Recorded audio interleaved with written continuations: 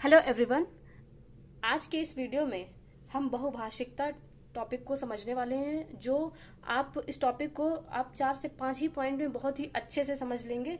हालांकि मैं इसको आपको अच्छे तरीके से डिलीवर करने की पूरी कोशिश करूंगी कि आप लोग को समझ में आए। चलिए हम इसको समझते हैं कि बहुभाषिकता क्या होती है। जैसा कि शाब्दिक अर्थ है बहु और भाषिकता। बहु का मतलब होता है बहुत सारी, और भाषिकता को हम भाषा से हम समझ सकते हैं। तो बहुत सारी भाषाओं को जानने वाले को हम बहुभाषिक कहते हैं, और बहुत सारी भाषाओं का जो समूह है उसको हम बहुभाषिक कह सकते हैं, बहुभाषिकता कह सकते हैं। ऐसी प्रवृत्ति को हम बहुभाषिकता कह सकते हैं।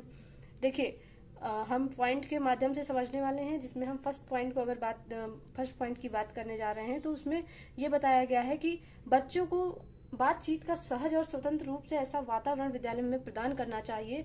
और न सिर्फ विद्यालय में, बल्कि जब विद्यालय में अन्य जो भी कार्यविधि संचालित हो, जैसे स्कॉलास्टिक और को स्कॉलास्टिक जो भी स्कूल में ऑर्गेनाइज होती हैं जितनी भी एक्टिविटीज, तो उसमें बच्चों को ऐसा हमें अवसर प्रदान करना है जिसमें वो एक दूसरे से इंटरेक्ट करें, बातचीत करेंगे जब, तो एक दूसरे की भाषा को समझेंगे, एक दूसरे के कल्चर को भी समझेंगे। क्योंकि लैंग्वेज अपने साथ न सिर्फ लैंग्वेज को बल्कि वह कल्चर को भी कैरी करती है हमेशा।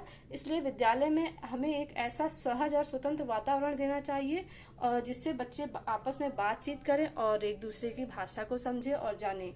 ठीक, सेकंड पॉइंट क्या कहता है?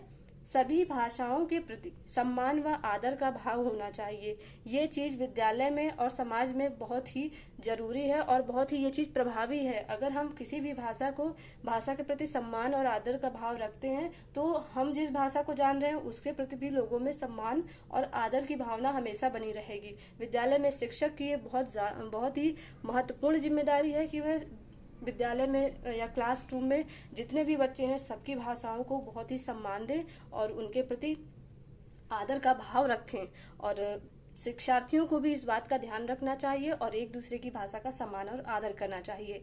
थर्ड पॉइंट क्या कहता है? बहुभाषिकता को अवसर तथा संसाधन के रूप में ग्रहण किया जाना चाहिए। क्योंकि मल्टीलिंगुअलिज्म जो है ये बहुत ही अच्छी चीज है, और ये एक ऐसा अवसर है जो हमें अन्य भाषाओं से और अन्य कल्चर से हमें रूबरू कराती है।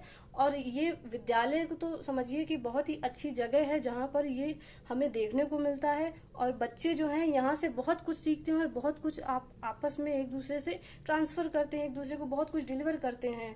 तो देखिए, अगर आप केंद्रीय विद्यालय में देखेंगे तो वहां पर क्या होता है कि बच्चे अलग अलग स्टेट से बिलोंग करते हैं। उनका फूड, उनका कल्चर, उनका लैंग्वेज, ये सब इतना डिफरेंट होता है कि वो जब आपस में घुल मिलकर एक दूसरे से इंटरेक्ट करते हैं, बातचीत करते हैं, जब एक दूसरे से अपने अपने कल्चर के बारे में, अपने पहनावे के बारे में, अपने खान पान के बारे में जब डिस्कस करते हैं, तो उनको भी खुशी होती है। वो भी एक दूसरे के कल्चर को, भाषा को, सब चीज को एक्वायर करते हैं, कोशिश करते हैं कि हम भी उनकी तरीके दिखें, हम भी उनकी तरीके खाएं, हम भी उनकी तरीके बोले। तो ये सारी चीजें हैं कि बहुभाषिकता को अवसर और संसाधन के रूप में मानना चाहिए, यानी कि उसको ग्रहण करना चाहिए। और 4 पॉइंट क्या कहता है? ऐसी कक्षा में शिक्षक को यहाँ पे भाषा होगा, यहाँ पे लक्ष्य भाषा लिख लीजिएगा, समझ लीजिएगा आप, यहाँ भाषा होना चाहिए। ऐसी कक्षा में शिक्षक को लक्ष्य भाषा का पूर्ण ज्ञान तथा अन्य भाषाओं का आधारभूत ज्ञान होना चाहिए। एक शिक्षक जिस भी क्लास में वो पढ़ा रहा है और जिस सब्जेक्ट वो पढ़ा रहा है, और वहाँ जो सबसे ज्यादा जो लैंग्वेज बोली जा रही है उसका तो ज्ञान होना ही चाहिए। क्लास में अगर मल्टीलिंगुअलिस्टिक एटमॉस्फेयर है, हम वहाँ पे बहुत सारे बच्चे ऐसे हैं जो बहुभाषिकता की पृष्ठभूमि को बिलोंग कर रहे हैं, तो उनकी भाषाओं की कुछ बेसिक टर्म को पता होना चाहिए। कुछ ऐसे शब्द उनके बिल्कुल उनको पता होने चाहिए कि अगर कोई बच्चा अपनी लैंग्वेज में बातचीत कर रहा है तो थोड़ा बहुत उसका अर्थ उनको पता होना चाहिए। ठीक, तो ये इसका अर्थ हुआ कि आधारभूत भाषाओं का, अन्य भाषाओं का आधारभूत ज्ञान होना चाहिए एक शिक्षक को। पॉइंट नंबर 5 कहता है भाषा अस्मिता का निर्माण करती है, यानी कि एक भाषा जो है वो एक व्यक्ति के पहचान बनाने में बहुत ही ज्यादा महत्वपूर्ण योगदान देती है और निर्माण करती है, इस तरीके से कि अब मैं हिंदी भाषी हूँ तो मेरी पहचान है, मैं हिंदी भाषी हूँ। अगर कोई असम का है तो वो उसकी भाषा ही उसकी पहचान उसकी एक भाषा भी एक पहचान का रूप है। किसी व्यक्ति को पहचानने के लिए उसकी भाषा भी एक अहम योगदान देती है। इसलिए इस पॉइंट को कहा गया है भाषा अस्मिता का निर्माण करती है। कोई भी स्टेट से कोई भी व्यक्ति, कोई भी बच्चा हो, वो अपनी भाषा को अपने प्रति और लोगों में अपनी एक पहचान को दिखाता है। पॉइंट नंबर 6 कहता है बहुभाषिकता से बच्चों के संज्ञानात्मक तथा शैक्षिक दक्षता में वृद्धि होती है।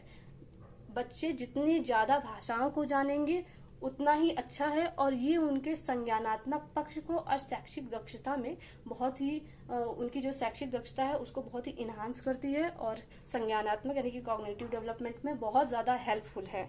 देखिए, हम हिंदी शिक्षण की अगर बात करें या फिर हम जब भी भाषा या बहुभाषिकता जैसी चीजों को हम जब समझते हैं तो उसमें एक सबसे इम्पोर्टेंट चीज है, जब हम पेपर 1 की तैयारी कर रहे हैं तो वहां पर प्राथमिक स्तर पर भाषा शिक्षा का एक सबसे ज्यादा एक ही उद्देश्य उसका माना गया है कि बच्चे विभिन्न स्थितियों में भाषा का प्रभावी प्रयोग कर सके, यानी कि हर स्थिति में वो अपनी भाषा का प्रयोग कर सके, इस लायक उसको बनाना है। और भाषा शिक्षण का और भाषा शिक्षक का दोनों का ये एक प्रमुख उद्देश्य लेके चलना चाहिए और इसको पूर्ण करना चाहिए, क्योंकि बालक जो विद्यालय आते हैं और अगर उनको इस लायक न बनाया गया तो भाषा शिक्षण का और भाषा शिक्षक का कोई महत्व नहीं है। ठीक, तो ये एक समझिए कि बहुत इम्पोर्टेंट उद्देश्य है प्राथमिक स्तर पर भाषा शिक्षा को लेके। बहुभाषिकता संज्ञानात्मक विकास में सहायक होती है, ये चीज हम सब लोग जानते हैं। वीडियो अगर आपको पसंद आए तो आप वीडियो को लाइक करें, चैनल पे नए हो तो आप चैनल को सब्सक्राइब करें, मेरे चैनल को सपोर्ट करें। नेक्स्ट वीडियो इस पर डिपेंड जो भी क्वेश्चन होंगे उसको मैं आपके सामने लाऊंगी। Thank you.